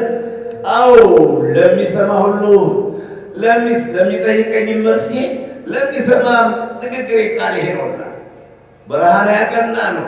በረሃ ውስጥ ነው ያለነው። እንደ አባቶቻችን እንደ እንጦንስ፣ እንደ መቃርስ፣ እንደነ ጳውሊ በረሃን ያለ ነው። ከዓለም ተለይተን ያለ ነው። ከተማም ለአገልግሎት እንወጣለን። ልክ ነው። ለማስተማር አይከለከልም። ባህታዊ ብንባልም ለማስተማር ነው። ልንበላ ልንጠጣ አይደለም። ሆዳችን አስፍተን ልብስ ልንቀይር አይደለም። ወንጌል ሰብከን አስተምረን በራሴ ሁሉ አመን በራሴ መጓጓዣ ትራንስፖርት አስተምሬ ለመምጣት በረሃ ቀርቶ ከተማ ቀርቶ ውጭ ሀገር እንሄዳለን። ዓለም ዙሪያችሁ አስተምሩ የተባልነው እኮ በአንድ መንደር፣ በአንድ ቀበሌ፣ በአንድ ጎጥ ወይም በአንድ ተራራ አይደለም። ዓለም ሁላ ዙሪያችሁ አስተምሩ በወልድ በመንፈስ ቅዱስ እያጠመቃችሁ ደቀ መዛሙርት ያድርጓቸው ተብሏል። በማቴዎስ ወንጌል ምዕራፍ 28 ቁጥር 18 ላይ፣ በማርቆስ ወንጌል ምዕራፍ 16 ቁጥር 19 ዓለም ዙሪያችሁ አስተምሩት ነው ያለ ጌታ ኢየሱስ ክርስቶስ። መድኃኒዓለም ሐዋርያትን ሂዱ ብሎ ሲያሰናብታቸው ማርቆስ ምዕራፍ 16 ከቁጥር 15 ጀምሮ እነሆ ለሚያምኑ እያለ ለሚያምኑ ድውያን ይፈውሳሉ፣ አጋንንትን ያቃጥላሉ፣ መናፍስት ርኩሳንን ያርበደብዳሉ፣ የሚገል እንኳ መርዝ ቢጠጡ አይጎዳቸው፣ እባቡን ቢጨብጡ አይጎዳቸው እያለ። ስለዚህ ዓለምን ዞራችሁ አስተምሩ፣ እኔ እስከ ዓለም ፍጻሜ ከእናንተ ጋር ነኝ ተብለናል። ዓለምን ዞረን እናስተምራለን እግዚአብሔር በፈቀደው ሁሉ መንገድ። የእኛ ብቱ ይሄ ነው። ዙሮ ለማስተማር አይከለከልም። ዙሮ ለመብላት ግን ክልክል ነው። ዙሮ ለመብላት ክልክል ነው። እኛ ቆቡን ወይም ቀሚሱን መነገጃ አይደለም የምናደርገው፣ መከራ እንቀበልበት ነው። ሊከተለኝ የሚወድ ቢኖር ራሱን ይካድ፣ መስቀሉን ተሸክሞ ይከተለኝ ይሆናል። መከራ የምቀበልበት፣ የምታማበት፣ የምሰደብበት፣ ገዳይ ተቀጥሮ ሁልጊዜ መቼንም መንገድ የምባልበት መስቀል ነው። ሊከተለኝ የሚወድ ቢኖር ራሱን ይካድ፣ መስቀሉን ተሸክሞ ይከተለኝ። በማቴዎስ ወንጌል ምዕራፍ 10 ቁጥር 38 ላይ፣ በማቴዎስ ወንጌል ምዕራፍ 16 ቁጥር 4 ላይ፣ በማርቆስ ወንጌል ምዕራፍ 8 ቁጥር 34 ላይ ራሱን ይካድ መስቀሉን ተሸክሞ ይከተለኝ ይላል። እርሳችን ፍቅር ግን ከሌለ ከንቱ ነው። የነቢዩ ዳዊት ፍቅርን ገለጸ። ጠላቱን በእጁ አግኝቶ በጠላቱ ላይ በጦር መውጋትና ጠላቱን አሸንፎ ከመገደል አንደኛ ከመገደል እሱ ተገዳይ ነው፣ እየተፈለገ ነው። በየተራራው እያስወጣው በየዋሻው እየፈለገው ነው። ጠላቴን ገድዬ ልረፍ ወይም ደግሞ ጠላቴን ገድዬ ልንገስ፣ በጠላቴ ወንበር ላይ ልቀመጥ አላለም፣ አልሳሳም ወይም አልፈራም። ይገለኛል ብሎም አልፈራም። ስልጣን ፈልጎም ደግሞ አልሳሳም። እግዚአብሔር የቀባውን እግዚአብሔር ይግደል። ይሄ ነው የማስተምራቸው። ሌላው በሁለተኛ ሳሙኤል ምዕራፍ 16 ቁጥር 9 እና 10 11 12 ላይ አሁንም ሳሚ የተባለ የሳኦል ዘመድ ዳዊት አልፎ ሲሄድ ይረግመው ነበር፣ ይሰድበው ነበር። ታዲያ አሁንም የዳዊት ተከታዮች ይህን የሞተ ውሻ ሂደን እንግደለው፣ በሰይፍ እንቁረጠው፣ እንዴት ይሰድበናል፣ እንዴት አቧራ ይበትንብናል፣ እንዴት ድንጋይ ይወረውርብናል ነበር ያሉት። ሳሚ ምን ነበር የሚለው? አንተ የደም ሰው ብለዋል ዳዊትን። አንተ የደም ሰው ባጎቴ በዘመዴ በሳኦል ወንበር ላይ በሳኦል ዙፋን ላይ ብትቀመጥ ልጅ ግን አቤሴሎምን አስነሳለሁ፣ ልጅ ያንከራትታል፣ ልጅ ተራራ ለተራራ ያስሮጣል እያለ ይሰድቦ ነበር። መቼም ከቤተ ዘመድም ጠላት አለ፣ የሚከተልንም ጠላት አለ። መቼም የሚቃወምንን ከሰማይ ከምድር ብለን መወሰን አንችልም። ይሄ በስፋት ያዝነው ሰው ሁሉ ሌላው አንዱ ጠላት፣ ሌላው ደግሞ አንዱ ወዳጅ ሆኖ ነው የሚገኘው። ይሄ ክፉ ሰው በዳዊት ላይ ድንጋይ እየወረወረ በሰራዊቱ ላይ አቧራ እየበተነ ዳዊትን ይረግመው ነበር። ዳዊት ግን ምንድን ነው ያለ? ተውት፣ እግዚአብሔር ስደበው ብሎት ይሆናል፣ እግዚአብሔር እርገመው ብሎት ይሆናል። ተውት፣ አትንኩት፣ አትግደሉት፣ ተውት፣ እንደፈለገ ይናገር። ደግሞ እንጂ አለ ዳዊት ምናልባት ግፌን አይቶ መከራዬን አይቶ መሰደዴን አይቶ መንገላታቴን መጓረዴን አይቶ በሳኦል ጦር እንደገና በሳሚ መሰደዴ በሌሎችም በአቤሴሎም በልጄ ተራራ ለተራራ ፈርክታ ለፈርክታ መንከራተቴን አይቶ እግዚአብሔር ይፈርድልኛል። ተውት፣ አትንኩት። ይሄ ነው ጠላትን መውደድ ነው። ጠላቶቻችሁን ውደዱ ይላል በማቴዎስ ወንጌል ምዕራፍ 5 ቁጥር 44 ላይ ጠላቶቻችሁን ውደዱ፣ የሚያሳድዷችሁን መርቁ፣ ክፉ ለሚያደርጉባችሁ መልካም አድርጉ። እንዲህ ብታደርጉ የሰማይ አባታችሁን ትመስላላችሁ። የሰማይ አባታችሁ ለጠላቱም ለወዳጁም ለክፉም ለበጎም ዝናብን ይጥላልና። የሰማይ አምላክ የሠራዊት ጌታ እግዚአብሔር ፀሐይንም ለክፉም ለበጎም ለኃጢአተኛም ለጻድቁም ፀሐይን ያወጣልና።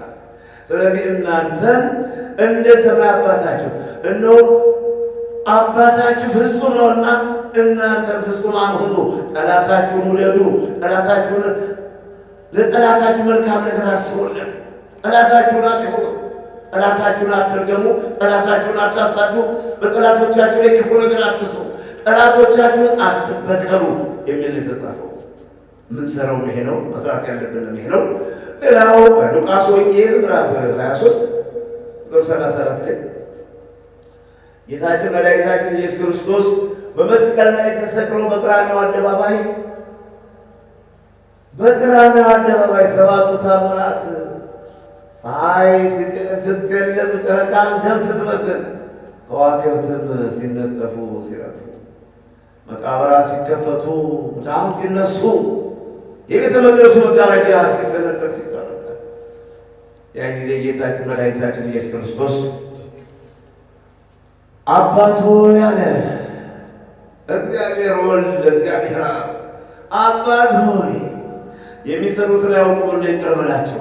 በጦር እየወጉት ሆምጣጤ እያጠጡት እየዛቱበት እየዘበቱበት በመስቀሉ ዙሪያ ሆነው ቁጫኔያቸውን ያኔ በቅናት የተነሳ ክፉ መንፈስ እንዲሁ ከንፈሩን እያንገጫገጨ ከንፈሩን እየነከሰ ጥርሱን እያንገጫገጨ ሲሳለቁበት ሲስቁበት ደስታቸውን ለመግለጽ ሲወራጩ አይሁድ ሊቃነ ካህናት እሱ ግን ምንድና አባት ሆይ የሚሰሩትን አያውቁም። በእውነትም የሚሰሩትን አያውቁም። ምንድነው ጻድቅን ማሳደድ? ምንድነው ክርስቲያን ላይ መዝመት መነሳት? ክርስቲያኖችን ማሳደድ?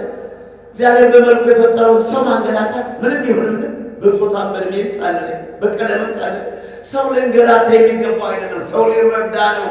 ሰውን ሰው መርዳት ነው ያለበት። ሰውን ሰው ማገዝ ነው ያለበት። በሰው ችግር እኛ ሰዎች መገኘት ነው ያለበት።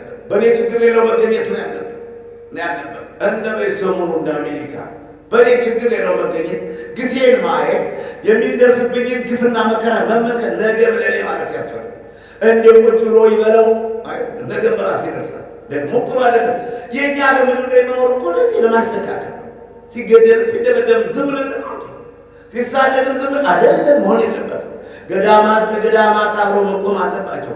በገዳማት ያሉ መነኮሳት በረሃ ምናልባት የሚሰደዱ ካሉ ማብላት ማጠጣት፣ የዓመት ጉርሳቸውን የዕለት ልብሳቸውን መስጠት ነው ያለብን እኛ ገዳማውያን። አሁንም ለሌሎች ገዳማት የዓመት ቀለባቸውን እንሰጣለን። ሌላም ደግሞ እንዲሁ ድንገተኛ ባልሰሩት ሰርተዋል ተብሎ የሚከሰሱት ከሆነ አብረን መቆም አለብን። ስርዓቱ ይሄ ነው። አድርጉት ማለት የሳይሆን ስርዓቱን ነግራቸዋለሁ። ማድረግ አለማድረግ የራሳችሁ ጉዳይ ነው። ገዳማት ለገዳማት፣ መነኮሳት ገዳማውያን ለገዳማውያን፣ ቤተክርስቲያን አለቆች ለቤተክርስቲያን አለቆች፣ ካህናት ለካህናት፣ ካህናት ለምእመናን፣ ምእመናን ለካህናት፣ ሽማግሌዎች ለሕፃናት፣ ወጣቶች ሕፃናት ደግሞ ለሽማግሌዎች ጾታና ዕድሜ ሳንለይ በአንድ ሰው እንዴ ከአካላችን እቺ ትንሽ ጣት ብትቆስል መላ አካሌ ይቆስላል። ከእኛም እንጂ አንዱ ሲበደል አንዱ ሲገባ ዝም ብለን ምንስቅ ወይም ምንመለከት ከሆነ ዕዳ አለብን። ዕዳ መኖሩን ማወቅ አለብን። ዝም ብሎ ማየት ያስፈልግም። ተውና ቴማ የተቀመጥነው እግዚአብሔር በዚህ ዓለም ሊታዘበን የፈጠረን ተይ ትክክል አይደለም ብንል ነው። ስለዚህ ቀሪ ጊዜያችን ይባርክልን። ይህም ሲደረግ የኖረ ነው፣ አዲስ አይደለም። ብዙ ጊዜ የተከሰል ነበር። ብዙ ጊዜ ደግሞ እግዚአብሔር አምላክ በወዳጆች ላይ ያደረ አድኖናል። ክፉዎቹ ሰይጣን ያደረባቸው ቢገፉን መንፈስ ቅዱስ ያደረባቸው እየተከሉን አልፈዋል። አብ የተከለው አይነቀልም፣ አብ የተከለው አይደርቅምና በማቴዎስ ወንጌል ምዕራፍ 15 ቁጥር 14 ላይ እጉርጉሩም ቢመራው ከየት ገደል ይወድቃል ነው የተሰራ ላፍርስ ማለት ይሄን የመሰለ ዓለም የዳነበት ዓለም የሚድንበት ሄዳ ላፍርስ ብሎ መወራጨት ከንቱነት ነው። ዓለም ታሪክን ማጥፋት እንደ አይሁድ እንደ ሊቃነ ካህናት እንደ ጻፎችና ፈሪሳውያን ታሪክን ማበላሸት ነው። እንግዲህ ፍቅር ግን ከሌለ ከንቱ ነው። ስለ ፍቅር ነው ማስተምራችሁ፣ ስለ ፍቅር ነው መሰብካችሁ፣ ስለ ፍቅር ነው መነግራችሁ። አሁን ደግሞ ጌታዬ መድኃኒቴ ኢየሱስ ክርስቶስ ያደረገውን የድንግል ኢየሱስ ክርስቶስ በመስቀል ላይ ተሰቅሎ ያለውን ነው መነግራችሁ። የሚሰሩትን አያውቁምና ይቅር በላቸው። እየሰቀሉ ሰቅለውት እየወጉት ደረቱን በጦር ይወጉት። በዮሐንስ ወንጌል ምዕራፍ 19 ቁጥር 34 ላይ ደረቱን በጦር ወጉት።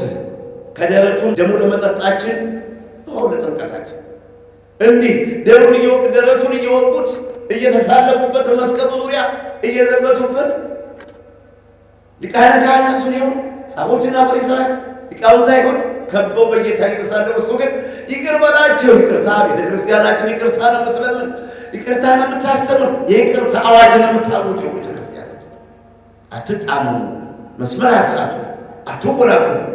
ትውልድ ሆይ እናስተው። የሐዋርያት ሥራ ምዕራፍ 2 ቁጥር 40 ላይ ከዚህ ጠማማ ትውልድ የተለያችሁ ሁኑ፣ ከዚህ ጠማማ ትውልድ አትተባበሩ። ሌላው የሐዋርያት ሥራ ምዕራፍ 7 ቁጥር 60 ላይ ብዬ ትምህርት ላጠቃልላችሁ። መቼም ብንውል ብናደር ብናመሽ መንፈስ ቅዱስ ያለበት ነገር አያልቅም። ሲበላ ለመንግሸት አያልቅም። ያ መንፈስ ቅዱስ ስጦታ። ሌላው ነገር ሁሉ ብዙ አለ የሚባል በመንፈስ ቅዱስ ተቆጥሮ አይደለም፣ ገንዘብ አይደለም። በመቁጠር አትታመኑ ሳስተምራችሁ ሰምቻለሁ። በሚቆጠር ነገር መታመን በመንፈስ ቅዱስ ነው መታመን። ይባርክልኛል ወይም ባርኮኛል ብለን ነው በበረከት። አሁንም ብዙ የተማሩት ተናግረው ሊያልቅባቸው ይችላል። ይሄ ግን የመንፈስ ቅዱስ ስጦታ ስለሆነ ብናደርግ ስለማያልቅ እናቋርጠው። የሐዋርያት ሥራ ምዕራፍ 7 ቁጥር 59 እና 60 ላይ እስጢፋኖስ በድንጋይ ሲወግሩት ቀና ብሎ ተመለከተና በቁጥር 55 ላይ ቀና ብሎ ወደ ሰማይ ተመለከተ፣ ሰማይ ተከፈተ ይላል። በሰማይ መከፈት መገጠም ኑሮበት ሳይሆን እንዲሁ ምስጢሩ ሲገለጥለት ነው። ለዚህ ድል ሲበቃ ነው፣ ለፍጹምነት ሲበቃ ነው ሰማይ ተከፈተ ይላል። ታዲያ ሰማይ ተከፈተ፣ ቀና ብሎ ሲመለከት እግዚአብሔር ወልድን በእግዚአብሔር ቀኝ አየው። ይህንንም ተናገረ። በዚህ ጊዜ እንዲያውም ይጠሩት ነበር። እንዲህ ምስጢር ሲገለጥለት መንፈስ ቅዱስ እንዳደረበት ሲሰሙ ጥርሳቸውን አንገጫገጩና በድንጋይ ወገሩት። ዛች ከቄርሎስ ወንዝ ማዶ ወደ ኢየሩሳሌም ከጌቴሴማኒ ፊት ለፊት እስጢፋኖስን በድንጋይ ከከተማ አውጥተው ወገሩት። በድንጋይ ሲወግሩት አባታችን እስጢፋኖስ ግን በርከክ አለና አቤቱ ጌታ ሆይ አለ። መድኃኒዓለም ኢየሱስ ክርስቶስ አባት ሆይ የሚሰሩትን አያውቁምና ይቅር በላቸው ነው ያለ በሉቃስ ወንጌል ምዕራፍ 23 ቁጥር 43 ቁጥር 34። ይሄ ደግሞ እስጢፋኖስ ምንድን ያለ? ጌታ ሆይ የሚሰሩትን አያውቁምና ይቅር በላቸው። በድንጋይ የሚወግሩኝ አልበደልኩም፣ አልተሳሳትኩም፣ አላጠፋሁም። እውነቱን ተናግሬአለሁ። ከአብርሃም ጀምሮ እስከ አንተ ድረስ በወቅቱ በሰዓቱ ውስጥ ከተደረገው ድረስ በመላእክት ሥርዓት ሕግን ተቀብለው ያልፈጸሙት፣ በመላእክት ሥርዓት ሕግን ተፈጽመው በሥራ ላይ ያላዋሉት ጻፎችና ፈሪሳውያን ሊቃነ ካህናት በሐሰት ተነስተው በሐሰት ከሰው እንደሰቀሉ ተናግሬአለሁ፣ መስክሬአለሁ። ታዲያ ኃጢአት አልሰራሁም፣ ኃጢአት የለብኝም። እኛውም ውሸቶች ኃጢአት የለብንም። እኔ በረሃው ምን ኃጢአት የለብኝም። ለሚጠይቀኝ መልስ ይሄ ነው። ከሕፃንነት የመንኛለሁ አባቶችን ተከትያለሁ። እግዚአብሔርን ለምኜ እባክህ ገዳም ለማቅናት አብቃኝ። ድውያን ሲፈወሱ፣ ችግረኞች ሲጽናኑ፣ ማየት የተሳናቸው ሲያዩ፣ መስማት የተሳናቸው ሲሰሙ፣ ማሰብ የተሳናቸው እንደኔ ድሃዎች መረሻ ያጡት ጎጆ ሲወጡ አሳየኝ። ትምህርቱ የተቋረጠበት ግራ የገባው ተደናገረው መረሻ ያጣው ሁሉ ሕያው አምላክ ሆይ በቸርነት ሲጎበኝ በምሕረት ሲታይ በምሕረት እጅ ሲዳሰስ አሳይ ብዬ ለመንኩት። የለመንኩትን ፈጽሞ ተራራው ቀንቷል፣ ገዳሙ ቀንቷል፣ መነኮሳት ተሰብስበዋል። ዓለም የሆኑ ሼፍ ቅዱስ ገብርኤል እያለ ስሙን እየጠራ እያዳነ ነው። ታዲያ አልተሳሳቱም። ይህን ከመስራት ወደ ኋላ ግን ነፍሴ ከስጌ እስክትለኝ ድረስ እውነትን ከመመስከር ነቅነቃል። የሚወራጭ ወራጭ የሚደነፋ ይደንፋ የፈለገ ይሁን ከክርስቶስ ፍቅር የሚለየኝ የለም። ሰይፍ ነውን ጎራዴ ነውን? ሮሜ ምዕራፍ 8 ቁጥር 35 ከክርስቶስ ፍቅር የሚለየኝ የለም እና ገና ማሰብናል። እግዚአብሔር የጠላቶችን ሥራ ፈራርሶ ጊዜ ከሰጠ ገና እንሰራለን። ካለበለዚያ ይሄ የሰራሁትን እየሰራ ነው ይማርከለ ተሰርቷል። ታሪክ ተሰርቷል። ባለቀው ዘመን በ21ኛው ክፍለ ዘመን ገዳሙ ቀንቷል፣ መነኮሳት ተሰብስበዋል፣ ዓለም አውቆታል። አዲያም ዮርዳኖስ ወንድ ሴት ቅዱስ ገብርኤል አለበት። ምን ይደረግ ምን ይምጣል? ተሰራ። እግዚአብሔር ፈቀደው። የእግዚአብሔር ፈቃድ ነው። በእኔ ድካም ለአንገቴ መግቢያ ጎጆ መስራት ማልችል ያዝ በዚህ በታላቁ ገዳም ተራ ተጠማቂ መሆን የማልችል ያዝ እግዚአብሔር ግን ለዚህ አበቃኝ። መጣ መዋረዴን አይቶ መገፋቴን አይቶ ድሮም አመራረጡ ከአሳጥማጅነት ከቀራጭነት ነውና እኔ እንዳሁን እኔ እንደካማውን እኔ የመንፈስ ቅዱስ ስደተኛ ከዚህ ወድቀ ተነስ የሚለኝ የሌለው በላይ ላይ ጫፋ እየጎተቱብኝ መቼ ሙቶ መቼ ተረስቶ መባል ሰው የሰማ አምላክ በእንዲህ አይነት በተቀደሰው ተራራ እንዲኖር አድርጎኛል። ክብር ምስጋና ለጌታ። እንግዲህ የተገኘ የነበረው የሐዋርያት ሥራ ምዕራፍ 7 ቁጥር 60 ላይ ቅዱስ እስጢፋኖስ የዲያቆናት አለቃ ቅዱስ እስጢፋኖስ ጌታ ሆይ የሚሰሩትን አውቁምን ይቅር በላቸው አለ። ይቅር በላቸው ማላቸው ስለማያውቁ ነው። በድንጋይ የወገሩኝ ድንጋይ የጫኑብኝ ተሰብስበው ጥርሳቸውን ያንገጫገጩብኝ ከንፈራቸውን የነከሱብኝ የሚወራጩብኝ ባያውቁ ነው ሊገባቸው ያደረጉት። ይቅር በላቸው ያለ ፍቅር ግን ከሌለኝ ከንቱ ነኝ። አስተማረን፣ የመከረን፣ የገሰጸን አምላክ የተመሰገነው። መቼም በዚህ ርዕስ ብንነጋገር አሁን መሽቶ ሲነጋ ነቱን እንደገና ስሉል አያልቅም። ፍቅር መችስ የፍቅር ነገር ሙቅ አልቀም። ስለ ፍቅር ብንነጋገር አያልቅም። እንደ ዳዊት ታጋሽ ለመሆን ያውቃል። ዳዊት ጠላቱን አግኝቶ በጦር እንኳን አልወቀም። ልግደልህ እያለው እግዚአብሔር የቀባውን አልገድልህ። አንተ ማነህ ለመሆኑ? አንተ ማንነት ነው ቁጥር የጠፋ የምትወራጭ በገዳማት የመነኮሳትን ለመበተን የምትወራጨው አንተ ማነህ? ስምስ የለህም። አንተ ማነህ ለመሆኑ? ይህን የመሰለ የተቀደሰ እግዚአብሔር ሥራ ለማፍረስ እግዚአብሔር የፈቀደው እግዚአብሔር የሰራው ዓለም የዳነበትን ዓለም ከጫት ከሲጃራ ዝሙት ዓለም ከደባል ሱስ ነፃ ያወጣበትን ዓለም ከሰይጣን ማሰሪያ ብዙ ሕዝብ የተፈታበት ብዙ ሕዝብ እንኳን የመጡ ስሙን የጠሩ ድነዋል። የወንዱ እሸት ቅዱስ ገብርኤል እያሉ ስሙን በመጥራት ብቻ ባህር ማዶ ሆነው ድነዋል። ታዲያ አንተ ማነህ እንዲህ የምትወራጨው? እኛ እኮ ሁለት ዕድል ያለን ሰዎች ነው። ሁለት ዕድል ያለን እንደሌላው ልበላ ጠጣ አይደለም ያለሁት ብኖር እሰራለሁ ብሞት ደግሞ ጌታዬ እያለቀሱ በሚያስቡኝ በወገኖቼ ጸሎት በወገኖቼ ነው የዘላለም ሕይወት ያወርሰኛል። የእኔ ሥራ ባያደርሰኝም ሥራ ኖሮኝ መንግሥተ ሰማያት እገባለሁ በሥራዬ ባልመካ የሚያለቅሰልኝ ሕዝብ አለ። ግፌን የተረዳ ግፌ የገባው መከራ የገባው ሕዝብ ያለቅሰልኛል። ታዲያ ዛሬ የጻድቅ ሰው ጸሎት ግዴታ ታደርጋለች ይችላል። በዓለም ዙሪያ የሚያለቅሱ ወገኖች ሊቃውንት አሉ። ብፁዓን አባቶች ስለኔ ያለቅሳሉ።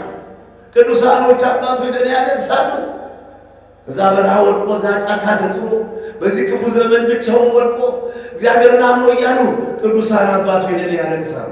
ብፁዓን አባቶች ለኔ ያለቅሳሉ። ሊቃውንቱ ለኔ ያለቅሳሉ። ክቡራን አባቶች ለኔ ያለቅሳሉ። ባይታውያን ለኔ ያለቅሳሉ። መነኮሳት ለኔ ያለቅሳሉ። ሽማግሌዎች ለኔ ያለቅሳሉ። ጎልማሳዎች ለኔ ያለቅሳሉ። በቅፍ ያሉ ሕፃናት ለኔ ያለቅሳሉ። በቅፍ ያሉ ለኔ የታዘሉ ሕፃናት ምስጢሩ ገብቷቸው መንፈስ ቅዱስ ገብቶላቸው ለኔ ያለቅሳሉ። ያሁሉ ተደርድሮ መቼም እግዚአብሔር ጨክኖ ወደ ሲሆን አይጥለኝም ብዬ አምናለሁ። በቅዱሳን ጸሎት በሕዝቡ እንባ ይምረኛል። በእናቱ በድንግል ማርያም በኃያሉ መልአክ በቅዱስ ሚካኤል በቅዱስ ገብርኤል በሠራዊተ መላእክት አማላጅነት ጌታዬ ነፍሴን ይምራታል ብዬ ተስፋ አደርጋለሁ። ለዚህም ነው የመነንኩት፣ ለዚህም ነው የተሰደድኩት። ሹመት ፈልጌ አይደለም፣ ሀብት ፈልጌ አይደለም፣ መብል መጠጥ ፈልጌ አይደለም። ጫካ የገባሁት ነፍሴን እንዲያድናት ነው መሐሪው አምላክ። ታዲያ በደም ታጥቦ ባለፉት በሰማዕታት በቅዱስ ጊዮርጊስ አምላክ ጊዮርጊስ ብዬ ነፍሴን ያድናታል ጌቴ። አምላክ የቂርቆስ አምላክ እስጢፋኖስ ብዬ ነፍሴን ይምራታል ጌቴ።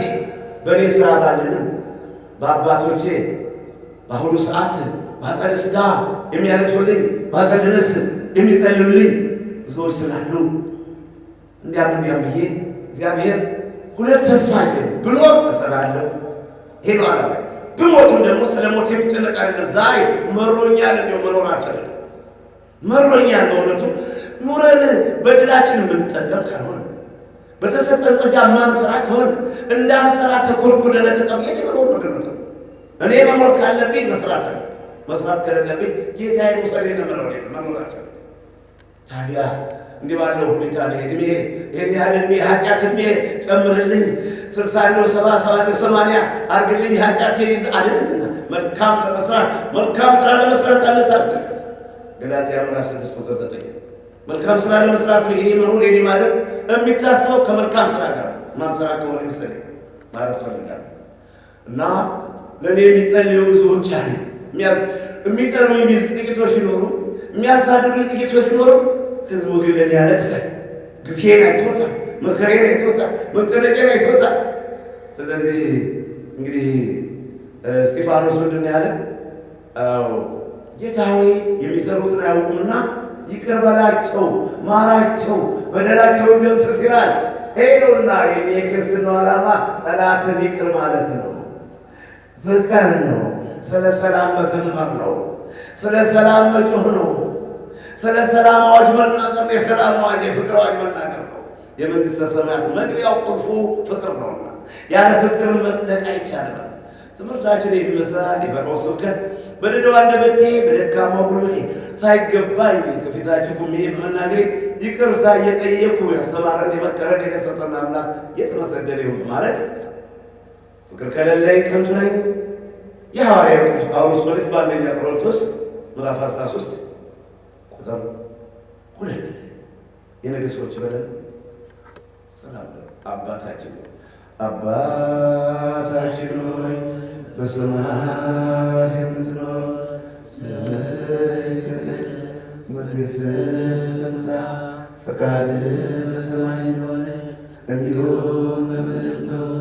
የዕለት እንጀራችንን ስጠን ዛሬ፣ በደላችንን ይቅር በለን እኛም የበደሉንን ይቅር እንደምንል፣ አቤቱ ወደ ፈተና አታግባን ከክፉ ሁሉ አድነን እንጂ መንግሥት ያንተ ናትና፣ ኃይል፣ ክብር፣ ምስጋና ዘላለሙ አሜን። እመቤታችን ድንግል ማርያም ሆይ በመልአኩ በቅዱስ ገብርኤል ሰላምታ ሰላም በሐሳብሽ ድንግል ነሽ፣ በሥጋሽም ድንግል ነሽ።